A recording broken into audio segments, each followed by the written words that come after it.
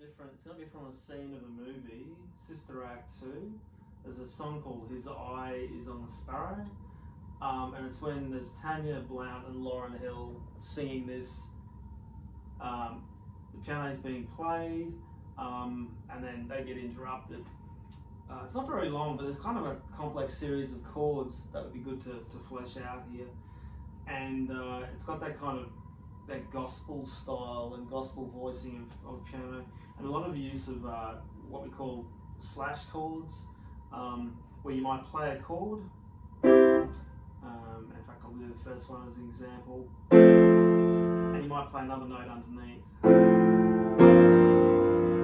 It's not necessary. It may be part of the chord, it may not be, but it's not definitely not the root of the chord. So anyway, I'll go into a little bit about that and break it down. So the piano part, without the singing, because I'm not going to attempt to sing here, because I can't do it very well.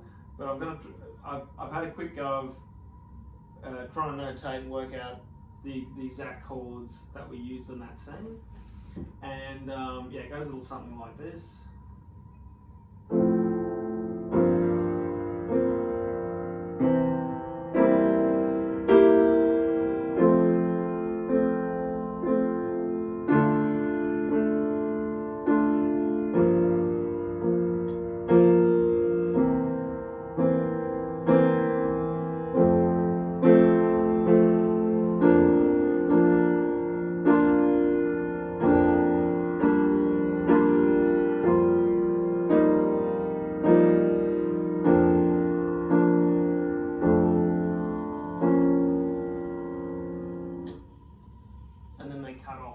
Cut off there when they get interrupted.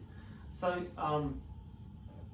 first of all, it's in the key of F, and in fact F gets used a lot as a bass note or a pedal note or the slash chord note. So whatever chord they're playing in the right hand, using a lot of this bass F underneath, kind of gives it this grounding there. So let's look at the first chord. The first chord would be called F/A.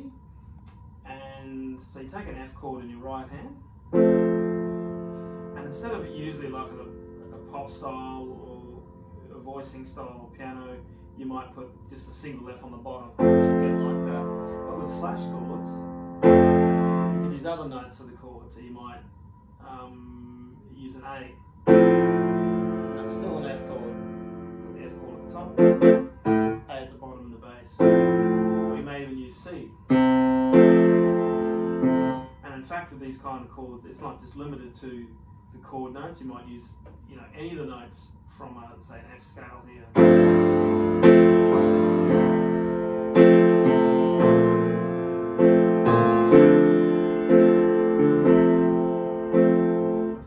It gives it a different flavour. It kind of implies a different harmony, but it's easy to think about when you've just got like a chord in the right hand and just changing the bass notes rather than some complex way of describing it from the bottom note position. So F over A would be the first one. Then we have F sus over G. Really nice transition there. You don't have to move your hands much at all. So this bass note is just going down, A to G, and the right hand going F to F sus. Now F sus can be probably explained simply as an F chord, but instead of playing the middle note as an A, or the third, you play it with the fourth substitution. So the fourth substitutes the third in the chord. Now I realise in jazz circles that's not always the case, and sometimes they might include the third and the fourth together at the same time. But for the sake of simplicity, F sus, we're going to substitute the fourth note of the scale, the B flat, which substitutes the A.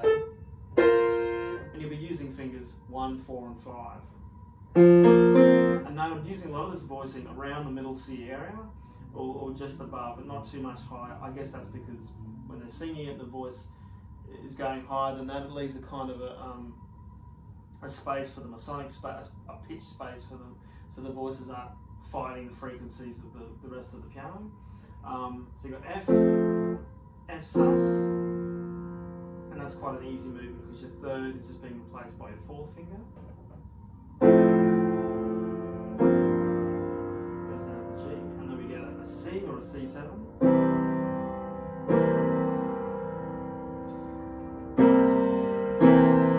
So for this I'd probably use maybe an E, B flat C in the right hand. And then we're going to go up the piano. So we're starting to go into 3 beats here. 1, 2, 3.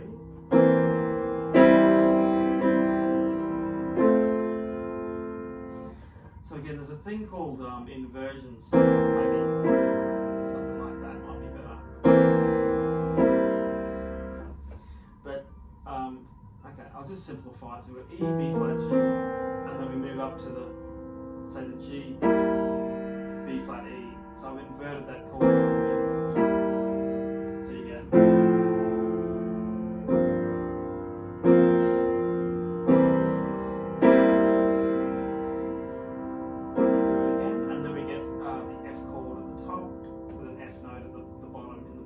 So your bass is going to play F.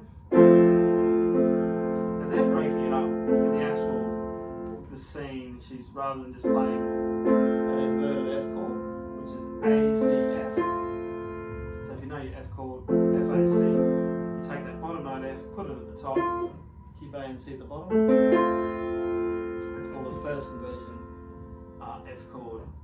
Now in the scene there, she's kind of breaking it up.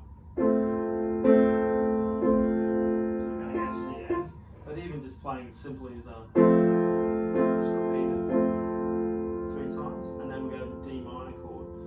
So the D minor chord, we've got D in the bass. This is more straightforward. And what you can do in the right hand, again, we're going to invert the D minor chord to play A, D, and F.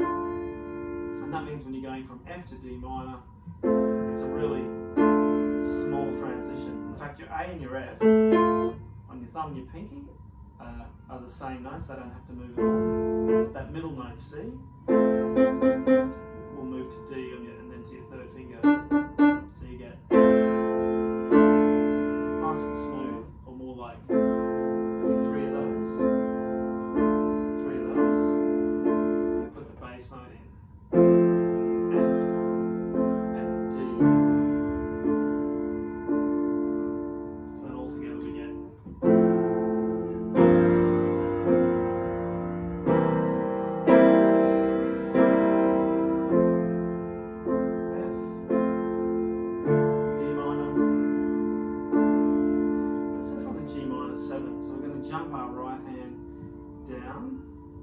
F and B flat.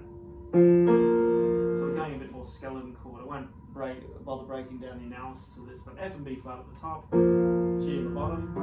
Got a nice outline of a G minor 7 chord.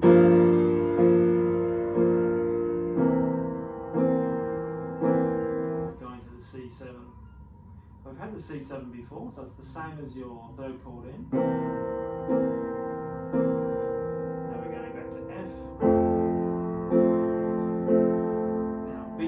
Slash F, or B flat over F. So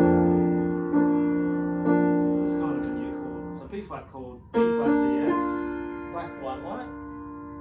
And we're going to move that top F down an octave. And then you get this. It's the second version B flat chord, or it's the notes F, B flat, and D. And we're going to put F on the bottom of that. Together.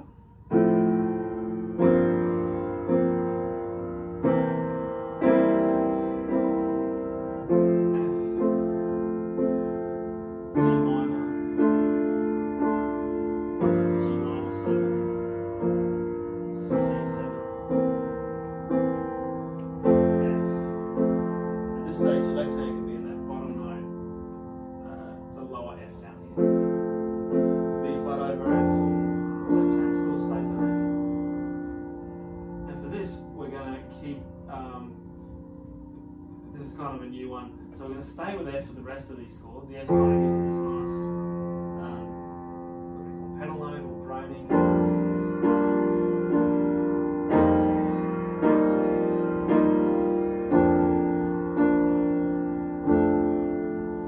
You may want to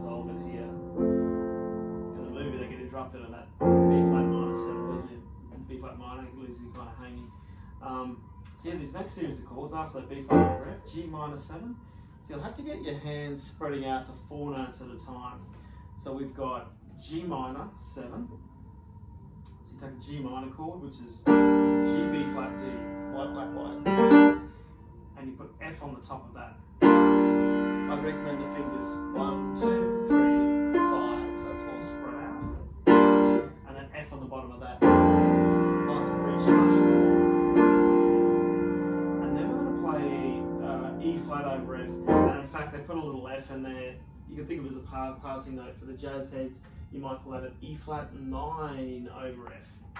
So that's from G minor 7 to E flat 9 over F. Again, you could use a 4-note chord here for this E flat 9 chord. Notes G, B flat, E flat, F. 1, 2, 4, 5. Then we go back to that B flat over F again. We had before. Then we've got D minor over F, which would be that, and then B flat minor over F, which would be a little bit of darkness before the resolve, so they don't quite get to in the movie scene. So again, G minor 7 over F, E flat 9 over F, B flat over F, D minus D, B flat minor over F, and then maybe an F to resolve that. Putting all together, well, it's just one. They've got kind of different beats on this. A lot of these are 3-beat note counts.